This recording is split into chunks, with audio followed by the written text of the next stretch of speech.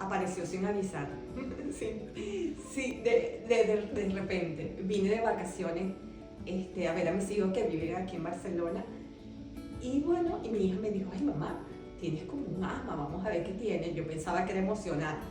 Y son, señores, cáncer del pulmón.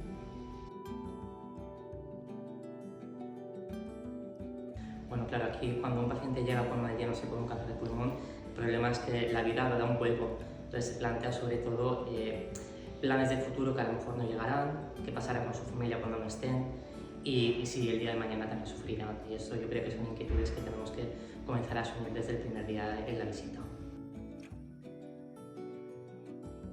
Ay, que no me aporta. Esto es un sinfín de cosas, o sea, es aprender a vivir con la enfermedad, es estar en el aquí y en el ahora, es vivir con el detalle, disfrutarlo, estar al máximo, es conocer a nuevas amistades, es estar feliz aún en las circunstancias, es enfocarme en lo que tengo y no en lo que no tengo.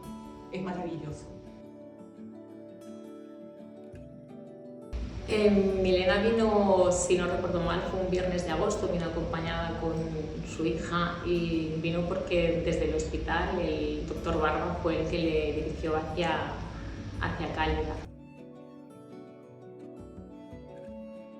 Dentro da mucho pie a que la gente cree comunidad y que compartan sus inquietudes, sus dificultades, sus alegrías, ¿no? Porque también las tienen dentro de todo el proceso.